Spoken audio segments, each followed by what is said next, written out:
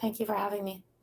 So despite the communication issues connecting with Gaza, I understand that you have been able to speak to colleagues at Al-Shifa hospital, the main hospital in Gaza. What are they telling you about what they've been dealing with these past few days? Yeah, so just a correction on that. We have not been able to contact anyone at Al-Shifa Hospital for 2 days now. Like you and the rest of the media world, we have lost complete contact. Um, Last we heard, the situation was harrowing.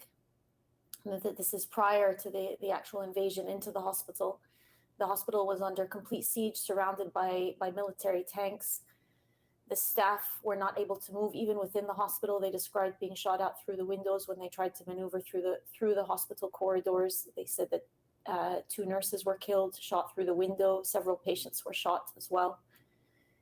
And they described being stripped of food, running out of water.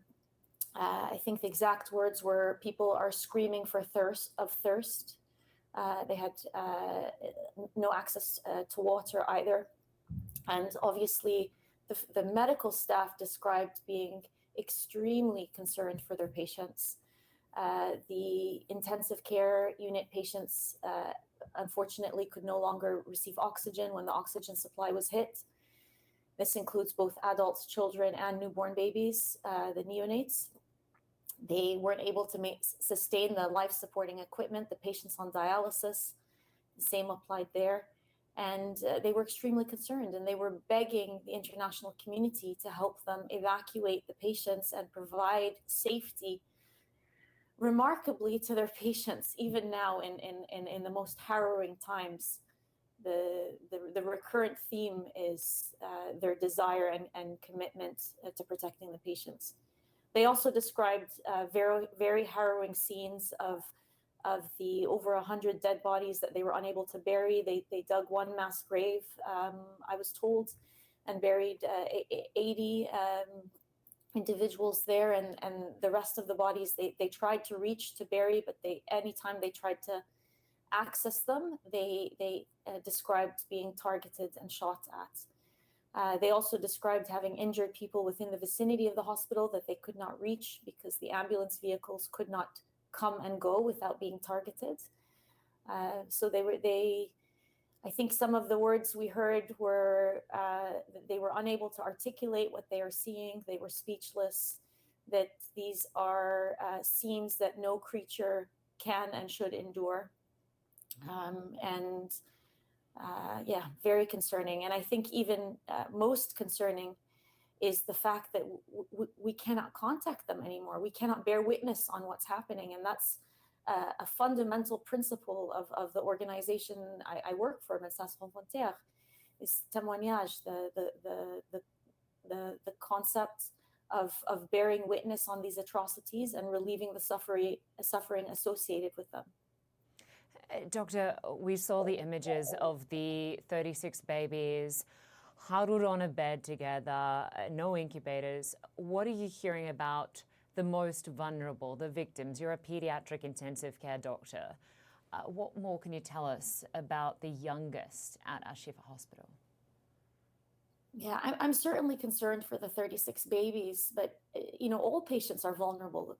There were hundreds, if not over 1,000 patients that evacuated several days ago when the hospital was directly bombed. So the patients that did not evacuate are the patients who cannot evacuate. They are all vulnerable.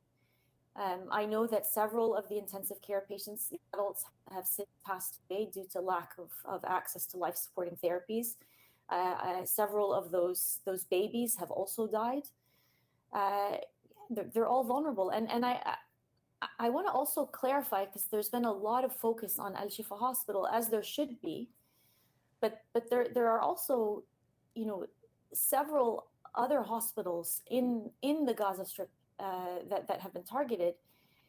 There was a Gaza health report issued by the World Health Organization on the 14th of November that described 27 of the hospitals being out of service and only 9 functioning at partial capacity.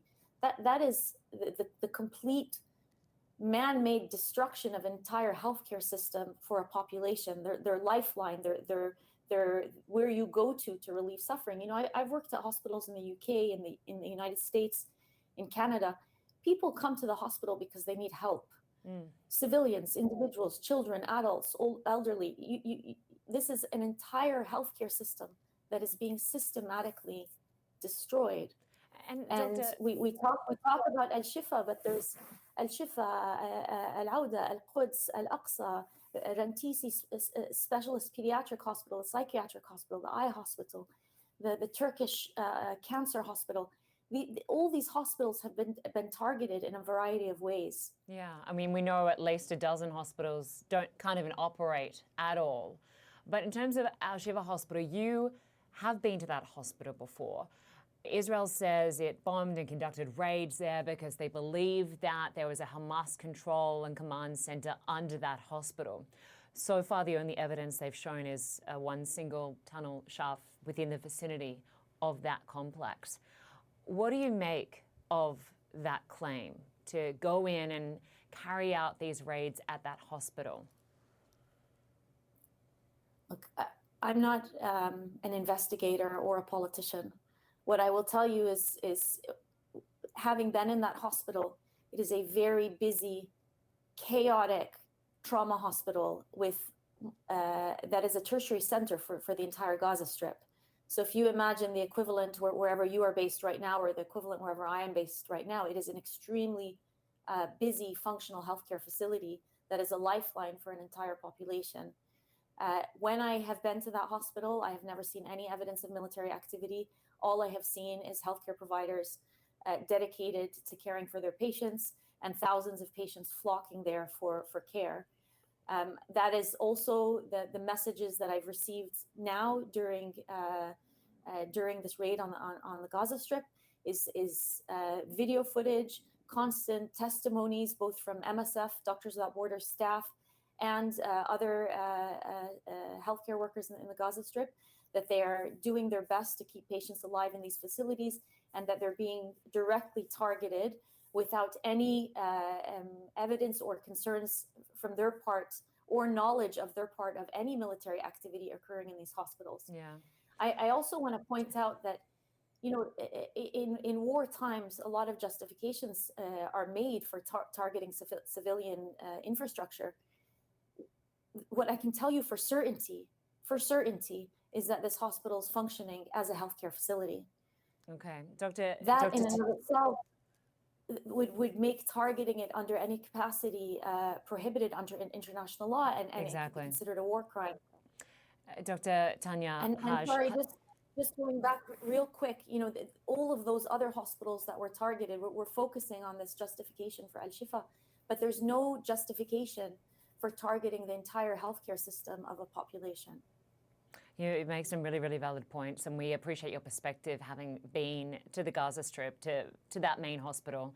Thank you so much for your time today. Dr. Tanya Haj Hassan, thanks very much.